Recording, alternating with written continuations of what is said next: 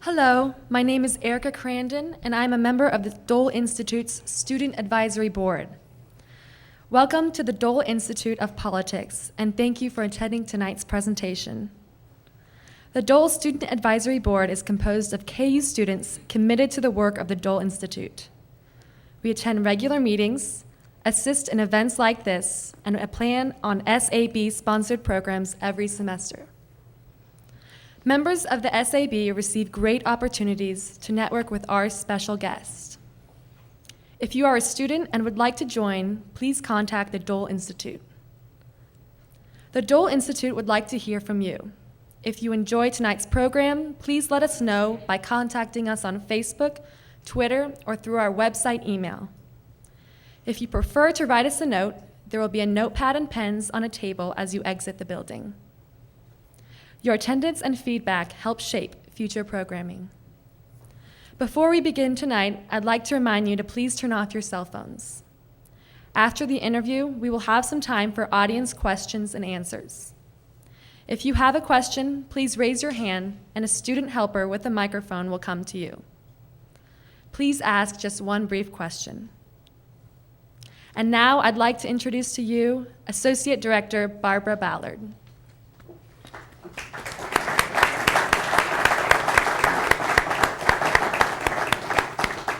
Good evening, and thank you, Erica. And let me welcome you all to the Victory Lab, the secret science of winning campaigns. But before I do that, I just want to call to your attention, if you'll look at the back of your program, that we have our study groups, and they are very popular. So if you haven't had the opportunity to come on Wednesday afternoons at 4, and they end at 5:30, I would invite you to please do that. It's with our Republican strategist, Nancy Dwight, and also Steve Hildebrand, who was the Deputy National Campaign Manager for President Obama. Also, we'll have a program on November the 1st, and then we'll have another one with a big one. We shouldn't even have to publicize too much, with Newt Gingrich, November the 14th, and that's at 7:30. So I hope if you're able to join us for that, you will make every effort to do so. And then the Fort Leavenworth series, A Military History of the Cold War. It has been extraordinary. So I would ask you to try and make that as well, not just because we want your attendance, but because when you leave, you will be so glad that you did attend. And then we have our annual tribute to veterans, USO style, and that will be on Saturday, November the 17th. This will be our 4th one, Moonlight Serenade Orchestra. People dance all over here. This becomes a USO, and we would ask you to come out and support our veterans, and if you're a veteran, to do so as well. The Victory Lab. This evening, right before I introduce Sasha Issenberg, I would like to tell you that I think this is going to be an extraordinary program this evening. We had the opportunity to have dinner, and I think our guests will tell you that we will cover all kinds of things. But I would like to remind you that there will be a book signing after our program this evening, and certainly the Dole Institute would like to thank Don Heider-Markell for helping us market this program as well. Sasha Issenberg is the Victory Lab columnist for Slate and the Washington correspondent for Monocle, where he covers politics, business, diplomacy, and culture. He covered the 2008 election as a national political reporter in the Washington Bureau of the Boston Globe, and his work has also appeared in the New York Times Magazine, the Washington Monthly, the Atlantic, Boston, Philadelphia, and George, where he served as a contributing editor. I would ask you, how many times when you get up in the morning do you look at the polls? Before you go to bed, someone said every morning. Sometimes before you go to bed at night, you follow the polls. Even if you're out of the room and your TV's on, you hear the polls. Well, the Victory Lab is going to cover some of that for you this evening, but what I would ask you is, those polls that you're following, which one are accurate? Which one do you believe? Is it the one that your candidate's ahead or behind? Well, we'll find out tonight from the Victory Lab that campaigns are now so sophisticated and over the top that they almost believe that they know who you will vote for even before you do. Issenberg uncovers the secret history of modern American politics, and you will hear about these revolutionary tactics and strategies which helped to decide the 2004 and 2008 races and have become essential in the campaign right now, President Obama and Governor Romney. So I would say to you, just hang in there. Enjoy. And if you like listening to the polls, if you like talking back to your TV about what they're saying, hang in there. We're a democracy. We're a country that we get involved in our elections. We wish more people would get involved, but we can't complain. But I think in the process of doing that, we will elect who we want. And you'll hear a lot about a spin. Who takes the spin? But I have found by listening that sometimes there's a spin on a spin on that spin. And at that point, you know it's time to go to bed. So I will say to you, enjoy this evening, and I will turn this program over to our director, Bill Lacey, and our guest. Would you please give Sasha Issenberg and Bill a warm Jayhawk welcome. And remember, he's the messenger, okay? Thank you.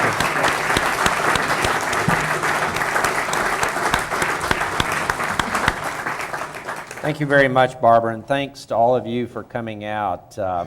I've said in the last couple of weeks that I think this is one of the most important books that's been written on politics in a long time, and really have enjoyed preparing for tonight. And I would encourage everybody we will have a book signing afterwards, and I would encourage everybody to pick up a copy or two.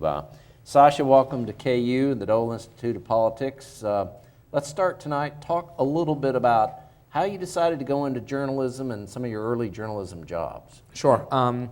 So I was interested in politics from a pretty young age. There was I was a baseball fan from the age of 5 or 6, and then there was some moment right around the time I probably was 11 or 12 that whatever part of my brain needed to get standings and box scores in the morning and commit those to memory, sort of turned over and started memorizing names of senators and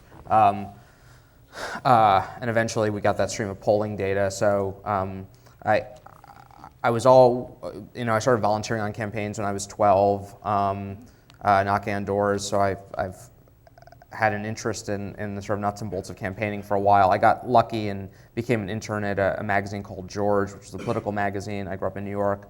It was launching in the summer of 1995, and through a little bit of luck and some introductions, I ended up with a very informal internship the summer that the magazine launched. And at that point, I knew that I was far less interested in going into politics as I had sort of imagined as a 13 or 14-year-old that I might want to, and quite like the idea of being on the outside, trying to make sense of it and getting to sort of ask questions about what was happening and cover it. And so I've been a magazine writer, a newspaper reporter. I wrote a book about the global sushi business before this, but politics has always been one of my personal interests and something that, as a journalist, I have enjoyed being able to cover. And I think I've always taken more of an interest in some of the mechanics, particularly what we call field or voter contact, which is basically everything other than the speeches and the TV ads and the stuff that the press secretaries are trying to get you to cover every day. And that grew out of covering politics in Philadelphia. I was a writer at Philadelphia Magazine for a few years. And you just go to politics in a big old city, and it's a lot more tactile. Buying television is quite expensive. It's basically a one-party town, and so people have to think in far more sensitive, sophisticated ways about how to differentiate one group of Democrats from the other, because that thing that, in any race, generally, if you're targeting, the first thing you do is you just look at partisan performance or people's ID on a voter file, and you can't do that in a city where, in a lot of districts, 90% of the people are Democrats and vote Democratic in a general election. And so I found myself talking not to people who are making TV ads, as I think is the case with a lot of political reporters who just naturally gravitate to those people because they're either the most well-known or the most charismatic or the sort of, are producing the most visible manifestation of the campaign day to day. But I found myself often talking to the people who were bragging to me about how they were knocking on doors, or everybody was always telling me how many vans they had on election day. So I was the reporter who talked to the guys who were getting the vans. And there was some point I realized a couple of years ago that end of the campaign, end of the campaign that most people were covering, which was the speeches and the ads, had basically remained unchanged for my whole lifetime, and that the people who were figuring out which doors to knock on and where to send the vans and where to send the direct mail had gotten a lot smarter over the course of the decade I'd been covering politics, and I had been heretofore almost entirely oblivious to that, and I wanted to write about that change and what it meant. How would you describe the central premise of your book? Central premise is that over the course of the last decade or so, basically since 2000, campaigns have become much more sophisticated in understanding what actually moves votes. And there are sort of two major innovations that have migrated into the world of politics from other sort of spheres that have allowed people inside politics to sort of gain a more empirical understanding of that movement and to sort of think about the electorate in I think, much more specific terms. And so the first of these is largely coming from academia, the use of field experiments, these randomized control trials, which are basically pharmaceutical trials for politics. So voters are your guinea pigs. People are randomly assigning not drugs and placebos, but doses of political communication, and then measuring the individual real-world impact of things that campaigns are doing every day. And so I tell the story in the book of these two academics at Yale, Don Green and Alan Gerber, who set out onto the streets of New Haven in the fall of 1998 to run one of these experiments. Political science has lagged behind most of the other social sciences, especially psychology, economics, in using field experiments for a variety of reasons. There's huge investments were made in survey research by the academic community in the post-war period when it became possible to collect large samples, and early computing power made people want to invest in these major national election studies. And so political scientists for years were very confident that they could try to understand sort of campaign election dynamics by running regressions that sort of went through these massive pools of data that every 4 years replenish themselves. And the other big problem, obviously, is if you're an academic, most campaigns want you nowhere near what they're doing. And if you're an academic, you're operating within the confines of your funding restrictions, your grants are nonprofit. It makes it very difficult to do anything that approaches partisan politics. And so the world of academia had existed almost entirely apart from campaigns as they were practiced. And these two guys go out, they partner with a local League of Women Voters chapter in Connecticut, and they set up a nonpartisan get out the vote drive for the sake of their experiment, and they randomly assign voters to get one of four different get out the vote reminders. So a quarter of their sample gets this postcard reminding them to vote, a quarter of it get a phone call from a paid call center with a reminder to vote, a quarter of it get a visit from a canvasser who's a paid grad student, and then there is a control group that gets nothing. And afterwards they can go back and they can look at the voter file and they can see who voted. And it turns out that the people who got the phone call saw no increase in their likelihood of voting. The people who got the mail, there was a small but appreciable increase in their likelihood of voting. The people who got the in-person visit, there was a significant increase in their likelihood of voting. And they had trouble getting this published in political science journals. They had made no useful theoretical contribution to any of the discussions that interested academics. I describe in the book, I think it was embarrassingly practical what they had found, which is that mail works better than phone calls for get out the vote drives. And so there was a reaction in the political world among political professionals that sort of fit into one of two categories. There are either people who thought, oh, this is great. Academics have developed a scientifically credible tool for disentangling cause and effect in assessing the effectiveness of all these things that we get campaigns to spend tens or hundreds of millions of dollars on every year. And then the other reaction was, oh no, academics have developed a scientifically credible tool for figuring out if all the stuff that we get people to spend hundreds of millions of dollars on every year works. And you start to get a little bit of a war in the consulting community where political professionals who didn't spend any time looking at poli-sci journals before this, all of a sudden you had, direct mail vendors were sending copies of this article around to say, like, give me some of the phone guy's budget. But there was a small community of people inside politics, mostly on the left, who looked at these experiments and thought, we can learn from these findings in terms of how we make decisions about what to spend money on, and more importantly, hey, we're out doing this stuff every day, why don't we start running experiments of our own? And that insight, specific findings for them, and increasingly ways of thinking from experiments, and I think more importantly, the idea that we could know what works and what doesn't in campaigns, that this stuff did not have to be a mystery or subject to sort of storytelling, but we could actually measure in a scientific way what works, has sort of transformed campaigns. And at the same time, you have all of this new data that's come into the process from sources outside politics and has given campaigns a much more sort of granular understanding of who voters are and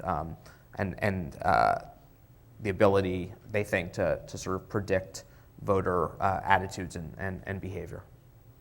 I think historically, until 2008 anyway, Republican presidential campaigns were thought to be better run, especially in voter contact program, than Democrats. But I'm curious, can you tell a little bit, because I think the history is important for people to hear about. Can you tell a little bit about the National Committee for an Effective Congress and also the Analyst Institute, Sure, and how they helped the left kind of close that gap? Yeah. So, I mean, I think the central challenge of any campaigns going back, to the early 19th century is counting votes.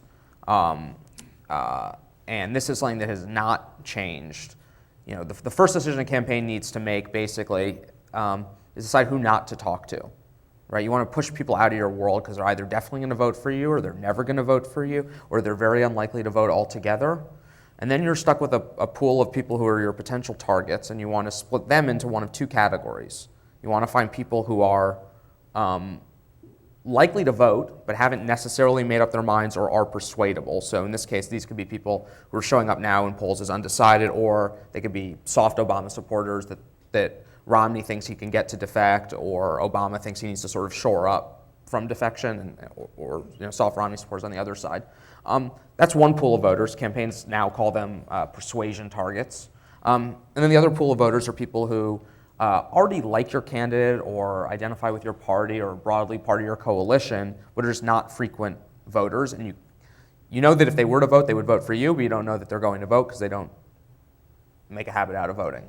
And you're not trying to change their mind, but you're trying to get them to actually do this thing that they're not used to doing, voting. Campaigns call this turnout targets, GOTV targets, mobilization targets. And those are the two categories of voters that campaigns care about. And they can use individual sort of channels that we call voter contact to interact with them through the mail, through the phones, knocking on their doors, now increasingly targeted web ads where you can talk to them one by one, just the people who fit into this category.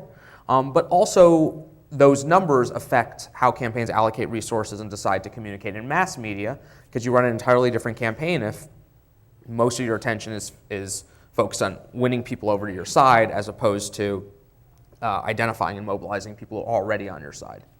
And so, I have a quote from the book from Abraham Lincoln, who was coming back from a Whig conference in 1840, and he tells his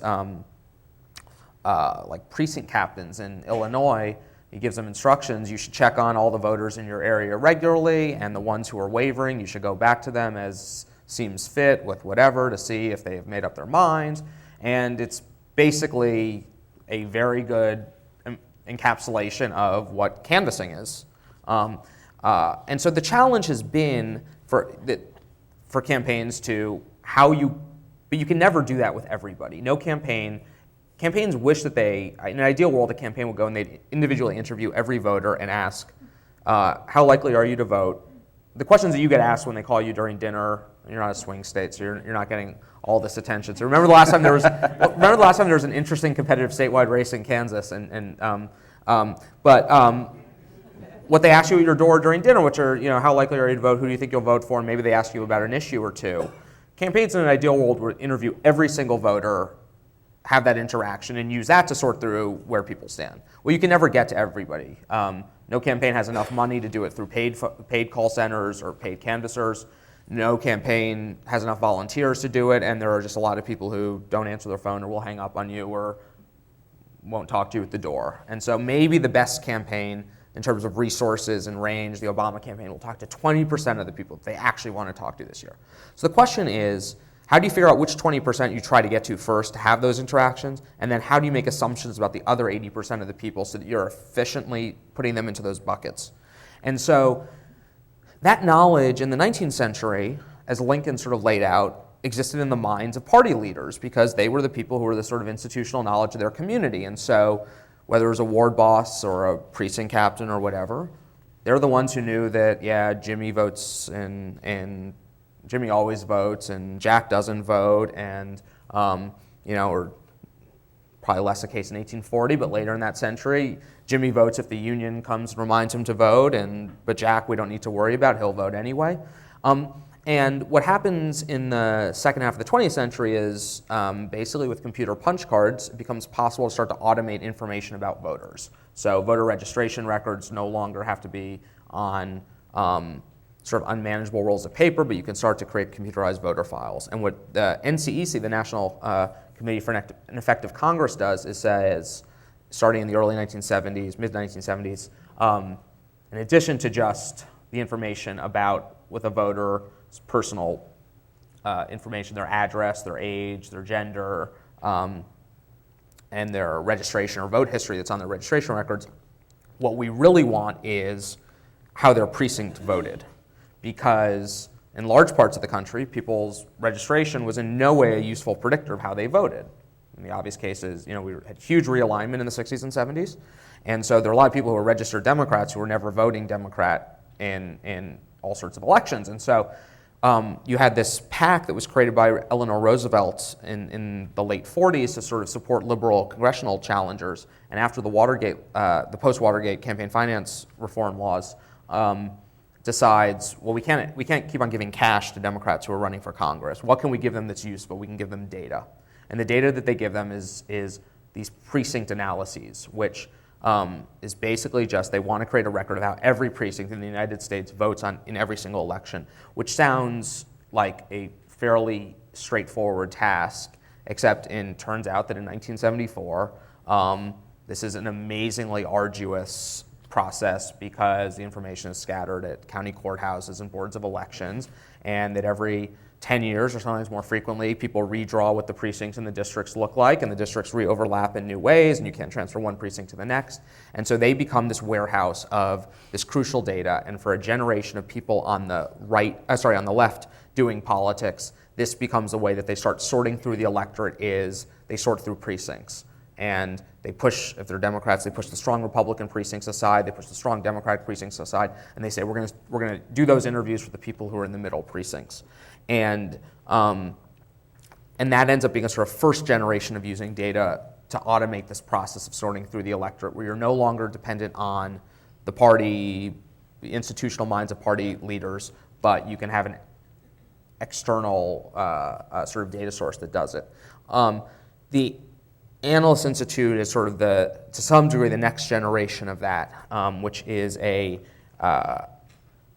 starts in the middle of the last decade and is a consortium of researchers from academia and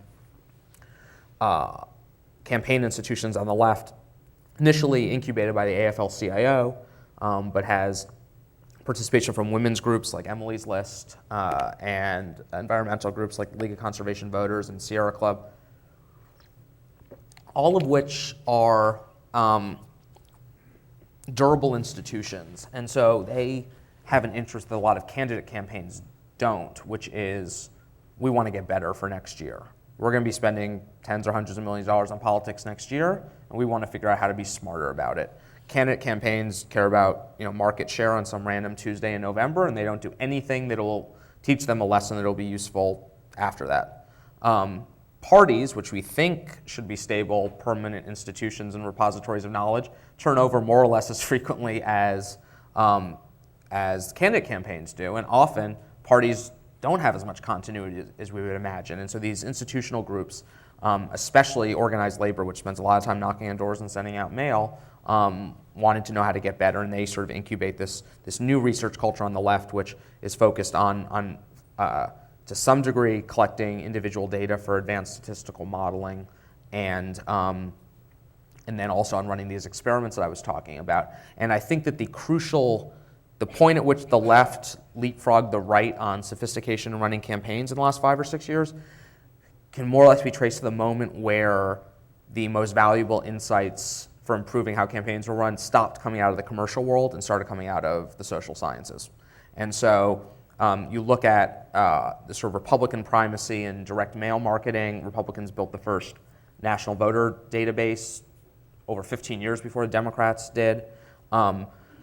And then Republicans led in the sort of first generation of what we call micro-targeting through Bush's re-election in 2004. And basically, that was people in politics, as they had for, at that point, 50 years, naturally looked to Madison Avenue or Fortune 500 companies and said, you guys are better at marketing than we are, what can we learn from you?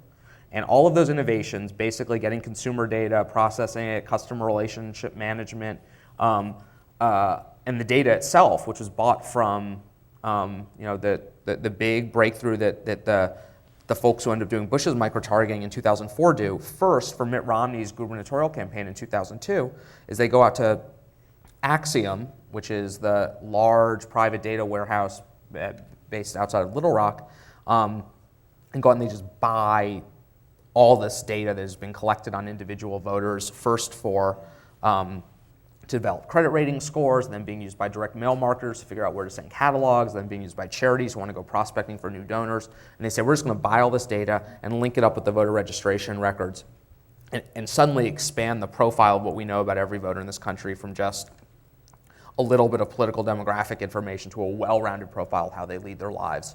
And let's see if we can draw better conclusions about how they'll vote or if they'll vote from that. And by 2005 or 2006, campaigns have basically learned most of what they can learn from the commercial marketing world. All the big gains have been reaped, but especially through these experiments and through really advanced statistical modeling tools, there's a lot that can be learned from people in academia. And the left has, I think, had both a sort of closer cultural ties with the types of people who are either in faculty or graduate students in political science or in behavioral psychology or in economics who actually want to go out and do this field work. But they've also created the structure through the Analyst Institute to create a sort of collaborative environment that it's structured as a for-profit private consulting firm that doesn't intend to make a profit, which is sort of the best of all worlds in Washington because you can be really secretive, and therefore do sort of sophisticated research and nobody knows who you're working with or where your money comes from. And so they sort of operate like a secret society or a think tank, but they do a lot of really advanced proprietary research. And they started at the sort of margins of campaigns on the left, and now they're working with the Obama campaign and regularly running experiments from within Obama's campaign. Okay. Let's jump over to the Republican Party for a couple minutes. You spent a pretty significant portion of your book, I don't know, maybe 10% or 8% dedicated to telling the story of a guy I worked with in politics, Dave Kearney, and what he did in Texas. So kind of relate that, Sure. To everybody else. So Dave Kearney was, you probably crossed paths with him in probably New Hampshire in '88 or in Washington afterwards. He had come up through New Hampshire politics, had worked with Judd Gregg and eventually John Sununu, the elder, and then at a very young age became political director of the first Bush White House. And in that job, he found himself sort of at the middle of all of these different consultants, each with their own specialty, who were working for the RNC and for the Bush re-election campaign. And he spent like all day on conference calls with consultants, not only for Bush and for the committee, but for all the Republicans running for office around the country who wanted Bush or Quayle or whoever to go out and campaign or raise money for them. And after that experience, he eventually went out on his own and became a general consultant, which in the sort of, with the way campaigns work, this is more so on the right, the idea of a general consultant, but is you have all these specialists in the same way that you would have a foreman at a construction site to negotiate or you have a contractor who would negotiate with the carpenter and with the plumber and whatever. You have somebody at the center who sort of is negotiating with the direct mail vendor and the media consultant and the phone vendor and all this stuff. And Kearney spent enough time around this whole world to be really suspicious of it. And he basically thought that, first of all, he thought everybody's incentives were misaligned. They got paid based on how much they convinced the campaign to buy their stuff. They got paid based on what they could sell, not based on whether the candidate won, which he thought was a major problem because in the end, he thought that people were basically fighting over to get a bigger slice of an existing pie and not actually concerned with the same outcome that the candidate they were working for. And that this had sort of created a pathological culture among consultants where everybody was sort of incentivized to never to question whether the stuff they did worked or to make it better, but instead to devote their resources more or less to some version of fighting for somebody else's slice of the pie. And what often was happening in campaigns that he saw was that strategic decisions and people's business interests weren't unquestionably aligned. And so you'd be on the call and it should be, we're down, what should we do? And the guy who was selling TV ads' answer would always be, we should do more TV ads. And the person who was selling direct mail's answer was always, we should sell more direct mail. And he thought that he, as the guy in the middle who was supposed to be refereeing this debate, had no way of assessing, how do I know what TV ads do? How do I know what direct mail does? I don't have a base of knowledge on which to make a reasonable decision about this. And so he had sort of let these concerns sort of fester. And in 2004, he finds out about this book called Get Out the Vote, which is a compendium of these experiments that the two guys from Yale, Don Green and Alan Gerber, had done in the previous 5 or 6 years.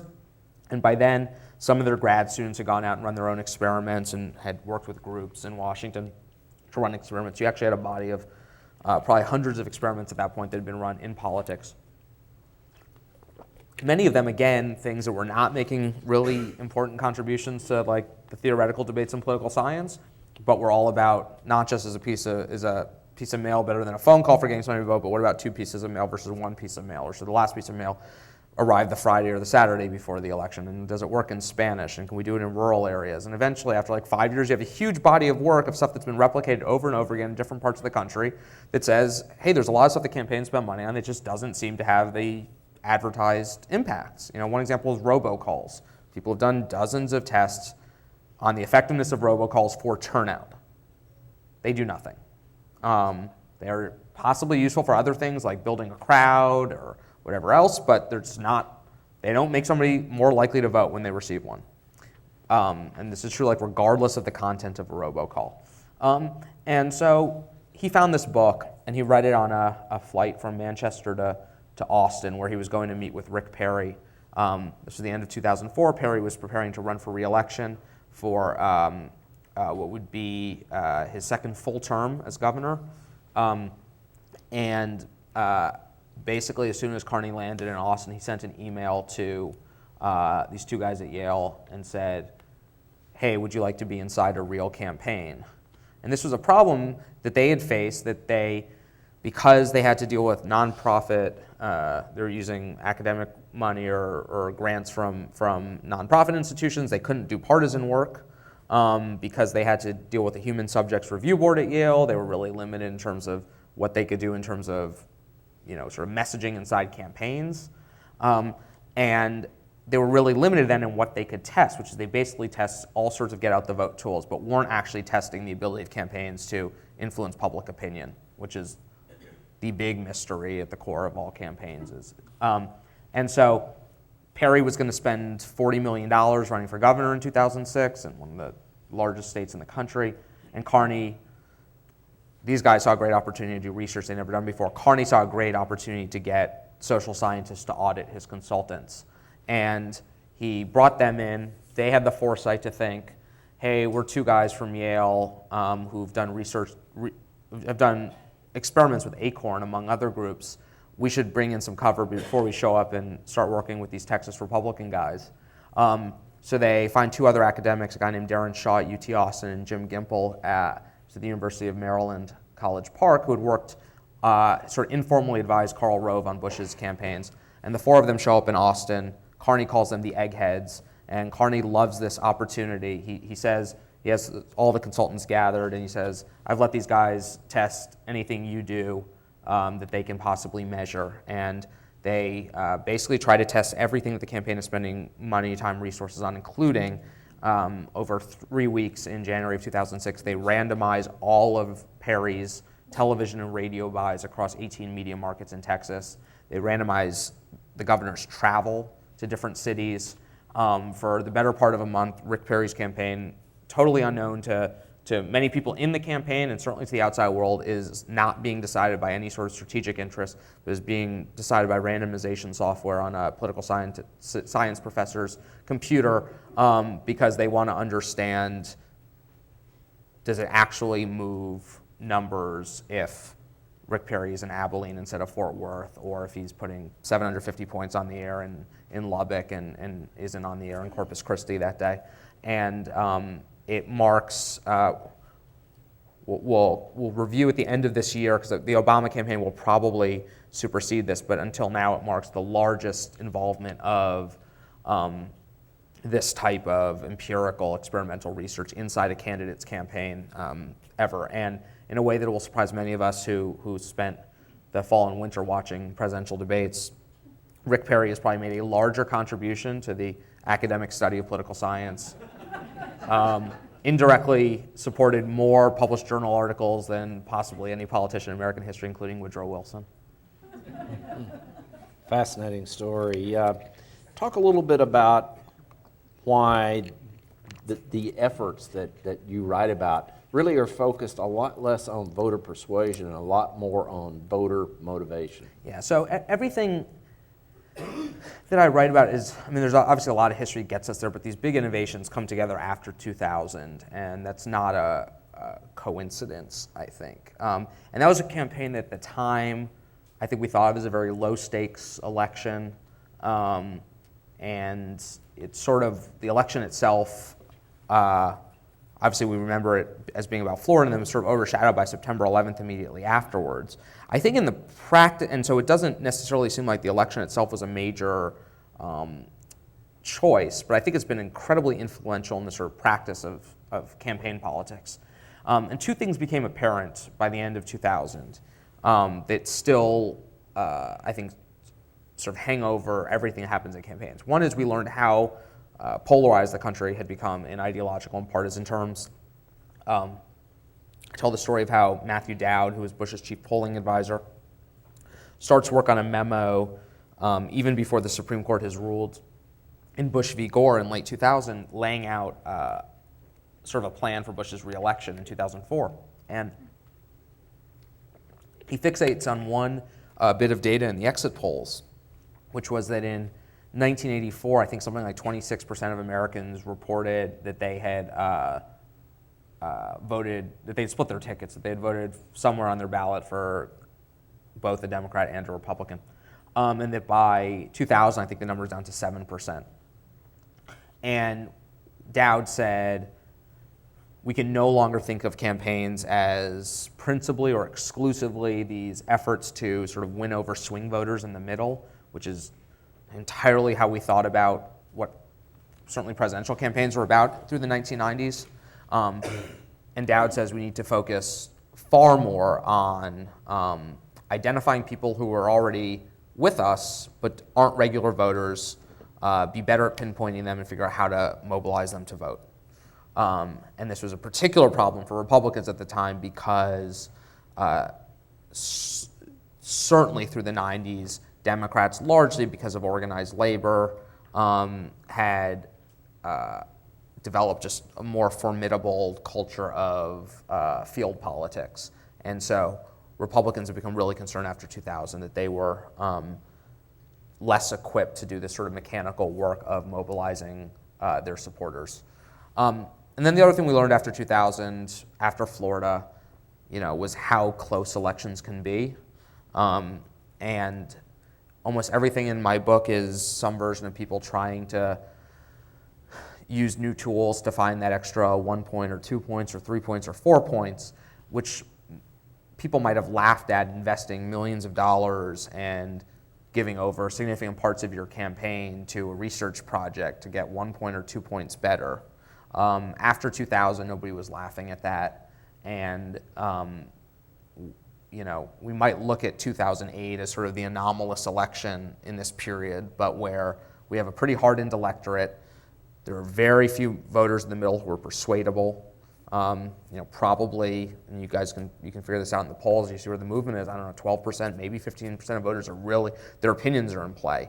And so that means that among the other 85%, the question is, for many of them, getting them to turn out. And so the dynamic has been, I think that people are no longer thinking about elections just as this quest to change people's opinions, but far more as a matter of modifying their behaviors. And the experimental research has turned in that direction. So for those first 6 or 7 years through 2005 or something, almost all of the research from these experiments was these sort of comparative effectiveness, is phone better than mail, 2 pieces of mail better than 1 piece of mail stuff. There's this moment where a behavioral psychologist named Todd Rogers, who was at Harvard at the time, sort of stumbles into the scene. He'd worked briefly as a pollster, but sort of frustrated at the inability of the pollsters he was working for to sort of explain anything. And he found himself volunteering for Wesley Clark's campaign in New Hampshire in late 2003. And he would go up on the weekends and he would hear, you'd get these scripts that the volunteers at the phone banks would get, or the canvassers would go out knocking on doors. And there was a sort of bit of language that was very sort of typical League of Women Voters style, encouraging people to vote stuff. And it was especially dire among Democrats post-2000, but it would say something like there are millions of people who didn't exercise their right to vote in the last election. Think what would happen if all of them did or something. Don't be part of this horrible problem of low turnout, go out and vote. And this was, people just defaulted to this type of language and encouraging people to vote. And Rogers thought that it basically sounded like begging people to be part of some very sad, lonely enterprise called voting. And he knew that in the sort of behavioral psychology literature that there have been all sorts of documented ways to increase somebody's likelihood of doing something, mostly at moments of sort of low-cost decision of whether or not to do it, by making it sound popular. And so there's this sort of famous set of experiments by one of Rogers' heroes, a psychologist named Bob Cialdini, who had worked with hotels beginning in the 1980s in trying to increase the rates of, or lower the rates of people getting their towels washed every day. And so hotels want you to reuse your towels because it cuts down on their detergent costs and accelerates the amount of, shortens the amount of time it takes for housekeeping to turn over a room. And so they naturally would write things, and they'd put it in the bathroom, a little thing that says, washing towels every day wastes so much water, or don't be part of this ecological nightmare, reuse your towels. And Cialdini designed an experiment where he randomly assigned different rooms to get a different little placard that would go on the counter next to the sink, and it said, most guests reuse their towels every day, reuse your towels. And just by giving somebody a different cue at this moment where they had this basically no-cost choice decision between reusing their towels or not, people were more likely to go along and reuse their towels if they were told that the people around them were doing it. And this became known in sort of the psychological literature as social norms. People want to fit into what they see as the norms of the community around them. And so Rogers thought, well, why don't we see if this works in voting? And so he designed a series of experiments that were run in 2004, 5, 6, in governor's races where they would give voters, they randomly assigned voters to get one of two sets of sort of get out the vote language, both based on an underlying set of facts that were true, but because of population growth, you can more or less describe any election as having like the lowest turnout in history or the most people voted of any election in history. It's a great gift of statistics. And so there would be, like one version of the message would be turnout was lower in the last election for mayor of Lawrence than in any election in the city's history. Don't be part of this horrible problem of low turnout, go out and vote. And then the other one would say more people voted in the last election for mayor of Lawrence than in any other election in the city's history, go out and vote. And turnout went up several points among the people who received this message. And this sort of aligned with this big question of how do you get people who are not frequent voters to vote? And there's been now a significant body of work, most of it informed by other things in behavioral psychology that have been demonstrated in lab experiments or in spheres other than politics, that's now being translated to this question of how do you get people to vote? And almost everything we've seen has been, what's amazing about that is that you change somebody's likelihood of voting and you haven't talked about the candidates, the parties, the issues, the consequences or stakes of the election, but all you've done is change the sort of social dynamic for them around voting, and you just make it about their desire to fit in. It's more about the voter in that case, really, than it is about the candidates. And so there's tons of research on this front that's all about dealing with this behavioral question, which is how do you get people who are not used to voting to vote? I could sit up here all night and ask questions, but we need to open up for Q&A, and so we'll start Q&A after I ask my final question. That is, now put this whole topic into context. This could be very important in a year like 2012. It obviously was very important in 2004. Probably wouldn't have been important in an election like 1984 or 1996. Talk a little bit about that. Sure. I mean, so there are, all this stuff tends to work at the margins. None of it changes the basic conditions of a race. And so Rogers, who went on to become, after he graduated from Harvard, he became the executive director of this group, the Analyst Institute, that was the first executive director as it was being founded in 2007. Every time he went to a group to say, can we collaborate on research with you, he always sort of put this caveat in his pitch, which is like, this isn't going to be some magic bullet that, that makes Walter Mondale the next president of the United States. Still, candidates matter, and the partisan environment matters, and the state of the economy matters, and you can't magically get people to vote in ways that they're not going to vote. But you can use these tools to increase somebody's likelihood of voting who's not used to voting by just sort of changing the psychological language, and with all this data and micro-targeting, you can be a lot more efficient about how you're directing those interactions.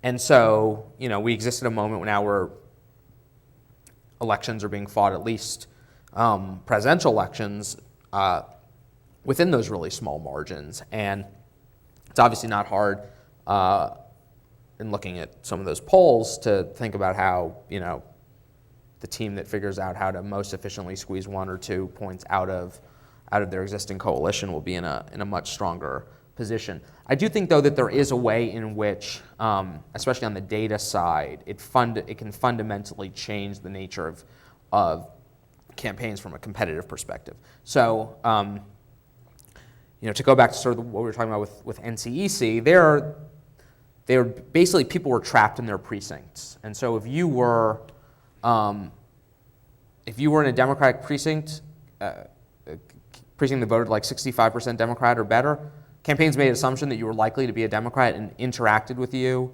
unless they had some information, like you voted regularly in Republican primaries or something, or you gave money to Republican candidates.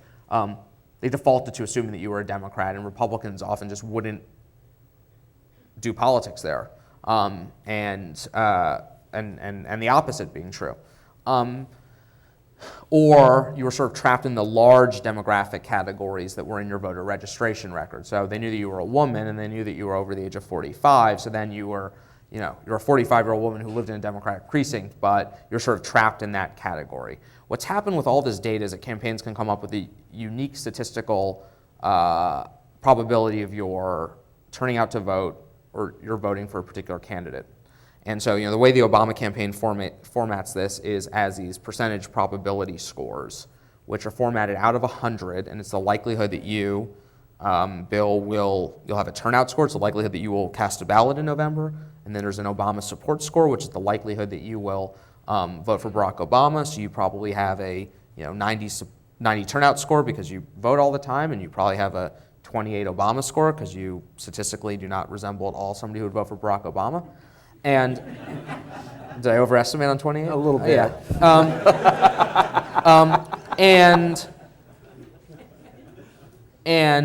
But what that means is that you can come up with a really molecular understanding because your scores will be different than your neighbors and your scores will be different than other people in your household.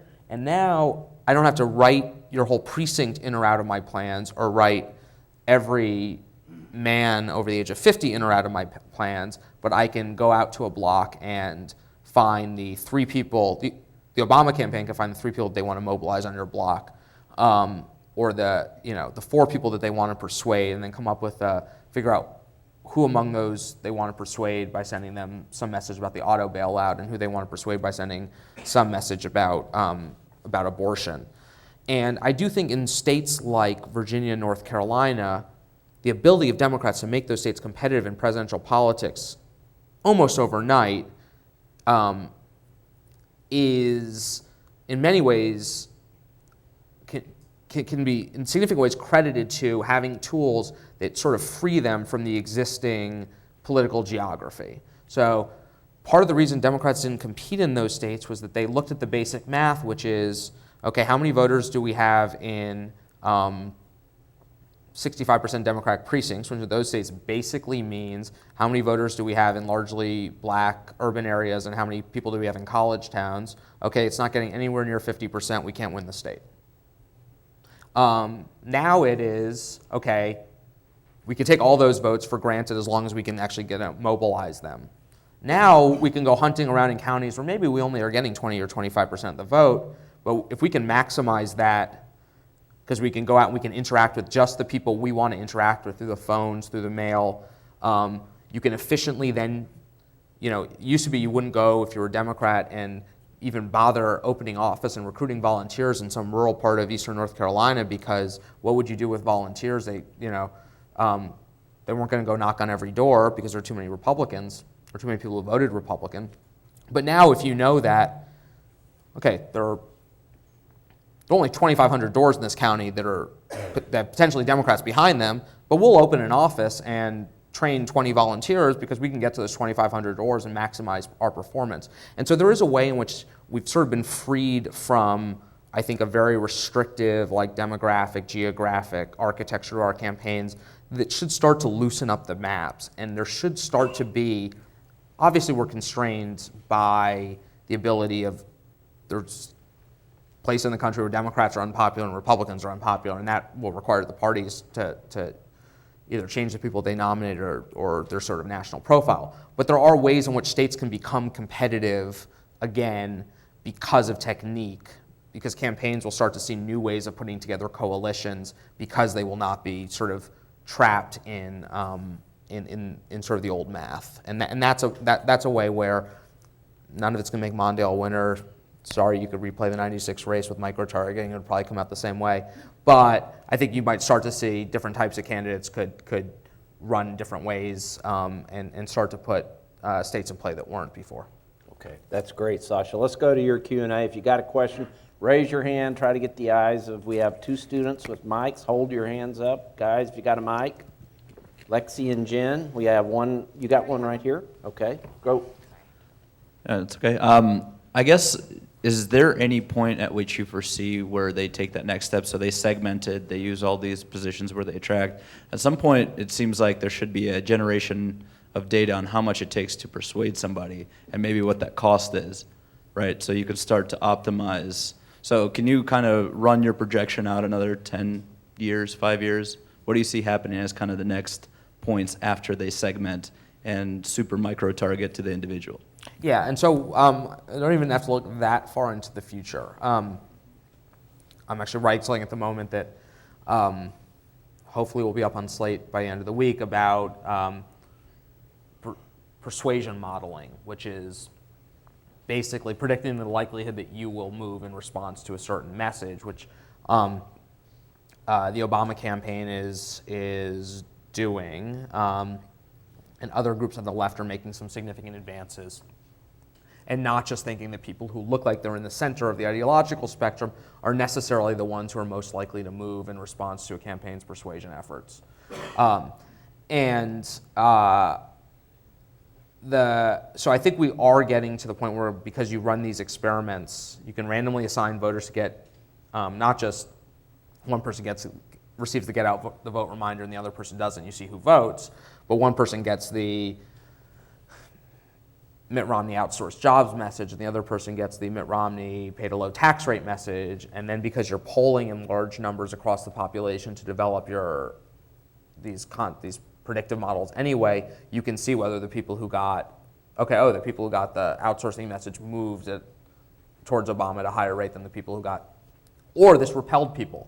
Oh, it turns out that actually the people who got the tax message were more likely to support Mitt Romney afterwards, or thought worse of Barack Obama afterwards, whatever you want to find out. So that's happening now. The one sort of limitation on that is that those probably won't be like terribly universal findings, and there won't be drawing conclusions about them that translate from one race to another will probably be limited, because if you were to run that test, it would tell you a lot about what moved voters in certain states when hearing different types of negative messages against Mitt Romney in the summer of 2012, but I'm not sure that you would draw any really useful lessons about how to run other races from that. And one thing that's really interesting about the sort of behavioral research is that, partially because it's being fundamentally informed by behavioral psychology research, is it's predicated on a sort of underlying universal assumptions about sort of underlying human impulses that, as best we can tell, tend to translate pretty well across party lines or racial lines or age lines. That, stuff like the desire to fit in. I write about these experiments where people threaten to shame people who don't vote by exposing them in front of their neighbors. Turns out that works on Democrats and Republicans. It turns out that it seems to work on black folks as well as white folks. And so I think that there's those lessons, people have replicated them, and they find that they do travel pretty well, that you could say, okay, I'm running a state legislative race in Idaho. I can learn something from this experiment that was run in a governor's primary in Michigan, because it's about how people respond to certain psychological stimuli. I don't think that if you're a state legislative candidate in Idaho, that even if you got all of Obama's proprietary persuasion experiment research, it would tell you anything useful about how to. We might find that certain things don't really seem to work that much, but it's not that clear that we learn a lot about what does work. Okay. Do we have a question over here? No? Right here. You're going to hold it? Very interesting. Where does voter suppression fit in to your study? So I had this frequent conversation with my subjects and sources where I have spent hours talking to somebody about all the experiments they did trying to figure out how to motivate somebody to vote.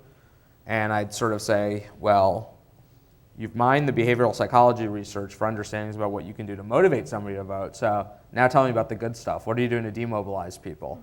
And none of the people I was talking to did that. And some of that is the sort of structure of this, which is if you're either using, if you're at a university and you have to get your stuff approved by a human subjects review board, they're not going to probably sign off on your great experiment to figure out how you depress voting. A lot of the groups, particularly on the left, that are actually running this stuff in the field are nonprofits that operate in a section of the tax code that allows them to focus on increasing participation among underrepresented groups. They couldn't do this if they wanted to. So I do not see any particularly sophisticated research into suppression or demobilization. What we've seen this year that seems designed to decrease turnout, the ID laws, the changing, the making it more difficult for groups to run registration drives, sometimes raising the individual hurdles for voters to register, some of the stuff around changing early vote policies. Doesn't seem to be particularly sophisticated to me. It seems to be predicated on the idea that, either or you make it legally impossible, very difficult, prohibitively expensive, or just simply confusing, and that will or just arduous and longer lines and unpleasant to vote, and somewhere in that continuum you'll just get people not to vote. But I don't actually see people doing anything that's particularly advanced in trying to figure out how to make those programs work most efficiently for their goals. Okay, do we have a question over on this side? No hands? This side?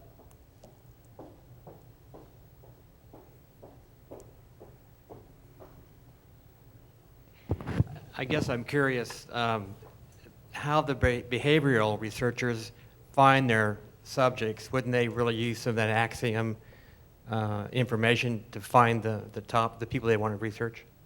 Yeah, I mean, so the initial experiments were run basically just off of a voter file where you have enough information about people to send them mail or knock on their doors or call them, and then you can go back afterwards, and if you want to measure who voted and who didn't, you can actually do that. And in most voter registration records, each state has different laws, and in some places it's a little cheaper and easier to get it than others, but it's available, and in some places free, and in some places in most places close to free, and makes it very easy for academic researchers to do that type of stuff. What's useful now that people have combined that with the sort of axiom style additional information, is you can now learn a lot more about who's moving. So most of the early tests were finding the average treatment effects across the whole population. So when I was saying that in that first New Haven experiment, people got the canvas, voted at a much higher rate, and people got the mail, it was just a little. That was the average across, I think there were like 29,000 people in each of the groups who got those.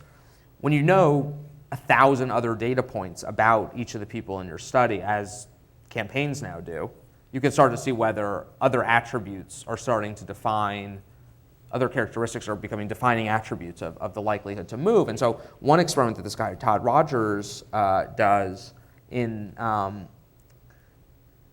before the 2008 Democratic primary in Pennsylvania is they have during the get out the vote calls the last weekend of the campaign, they have the operators at a call center ask 3 questions. So they first ask, do you plan to vote? And when somebody says yes, they would say, what time do you plan to vote? What will you be doing? Where will you be coming from? How will you get there? What will you be doing beforehand? And so the person would say, I'm going to vote at 8:30. I will have just dropped the kids off from school. I'll be driving. And the person at the call center wouldn't write down the answers to this question. The sole purpose was to get the voter to think out loud about how they would vote. And it's this idea, once again, translated from like the behavioral psychology journals. It's called plan making or implementation intentions. That basically psychologists have demonstrated over and over again outside politics that if you get somebody to rehearse in advance an activity, basically visualize themselves doing it, they're more likely to follow through on it. And so they went back after the election, Rogers and David Nickerson, who's a professor at Notre Dame, and they saw that this did increase turnout by a couple of points. I think it was 3 points among the whole population that went through this plan-making exercise on the phone. But because they knew a whole lot of other data points about each of those people, they discovered that among voters who lived in single-person households, which means that they live alone, it increased turnout by like 10 points. And their conclusion, which is totally intuitive when you think about it, is that if you live with a spouse or another family member or a roommate, voting is sort of naturally a collaborative activity because okay, what time are you going to vote, honey? I should do it after work, and you're going to run the errands, so you should probably vote before you go to work. People are just used to talking this through. If you live alone, you probably improvise it. You have no reason why you need to plan it any minute before you need to. And in this case, the totally anonymous call center operator in like Omaha was serving the function of a spouse or a roommate and forcing somebody 3 days earlier to think about how they were going to do this sort of negligible activity. And it ended up having this significant behavioral consequence, which is the people followed through on it. And so that is something that we wouldn't have known if there hadn't been this sort of ancillary set of data about who the attributes of the people who moved. And that is a technique that is now widespread on the left. I'm sure we'll see it on the right too, but somebody just emailed me a picture of a card that the Obama campaign was distributing in, I think, Virginia, where they had people actually fill out a form of what time I plan to vote, where I'll be going. It's part of like the sort of basic battery of questions that canvassers or phone callers will be asking in the next couple of weeks before Election Day. And it all started with an academic experiment. Okay, I have a question right here. Question about the gender gap. A lot of attention has been focused recently on the belief that President Obama has some significant advantages with women relative to Mitt Romney. That speculation has influenced a lot of things, including analysis of the debate last night, where there were a lot of suggestions that Romney's campaign strategy was to strike a particular pose that would be attractive to women, et cetera. This is in the context of some data that I saw recently, which showed that, in fact, Obama did have a 7-point advantage over Romney with women, but went on to show that Romney had an 8-point advantage in this particular poll with men.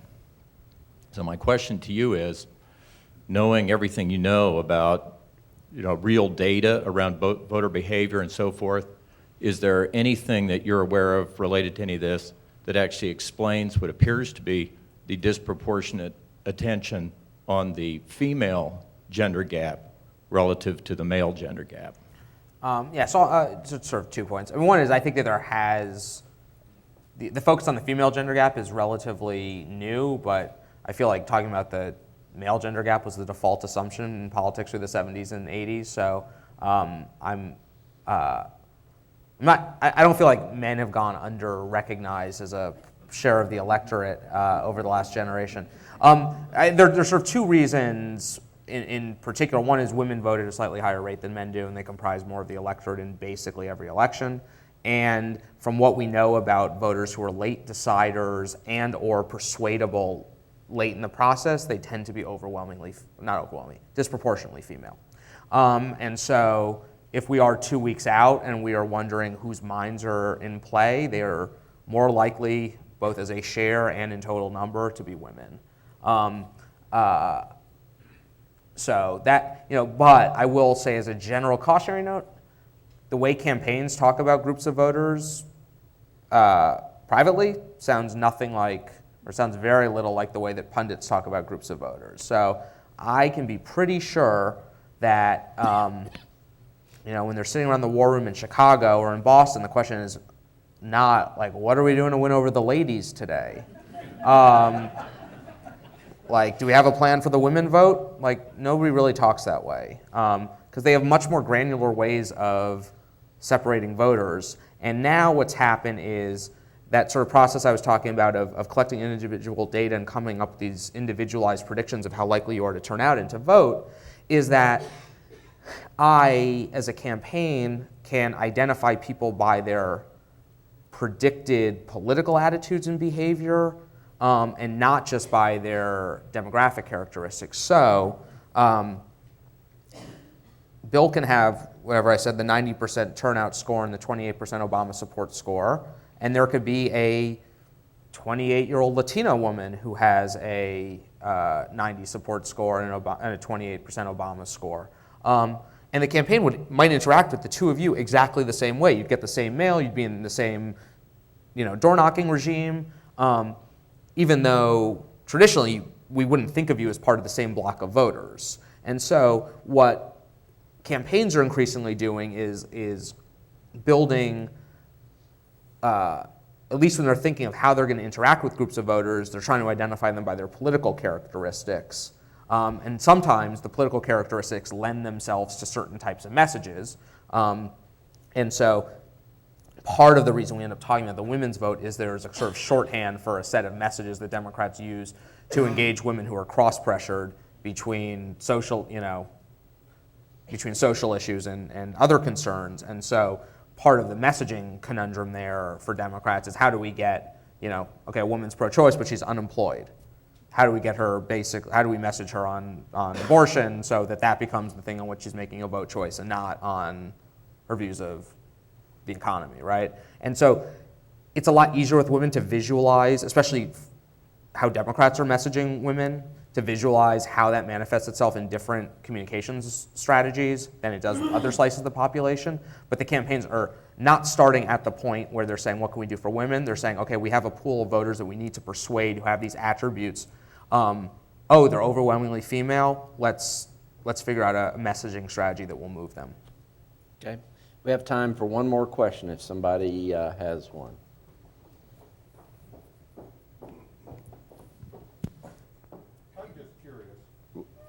Am I on? Okay, I'm just curious, what percentage of a campaign is for this type of work we talked about tonight? So I wish I could answer that. So part of it is we really don't know because campaigns actually, they disclose a lot of information about how they get their money. They disclose very useless information about how they spend their money.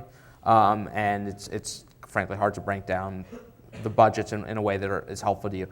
The smartest campaigns build data and analytics into everything they do in some form or another. And one of the things that's been really interesting is the way that the people who come out of an analytics background are not necessarily naturally siloed into, you're in the financing department, so you do fundraising, or you're in the voter contact department, so you do targeting, or you're in the media department, so you do ad buying, but you process large sets of data to solve problems. So we can have you solve the problem of how can we optimize our online fundraising thing, and how can we segment voters, and how can we most efficiently figure out which ad markets or day parts or shows we want to be buying. And so campaigns, and Obama's is emblematic of this. I think the Romney campaign spiritually would like to be doing this, but they're operating under such a compressed time frame that it's very hard for them to build both a staff and the ambitious structure that you would want to do this. But the goal is, yes, we should be using the best data and sort of sophisticated analysis, and where we can build in testing to inform how we allocate the most important things we have on a campaign, which are money and the time of principals, the candidate, spouse, running mate. So we're moving to the point where that shouldn't be seen as a separate department or type of problem solving, but becomes the mode in which you solve every problem you face on a campaign. Sasha, thanks for a great program Thank you, tonight. Bill. Appreciate it. Terrific. Thank you.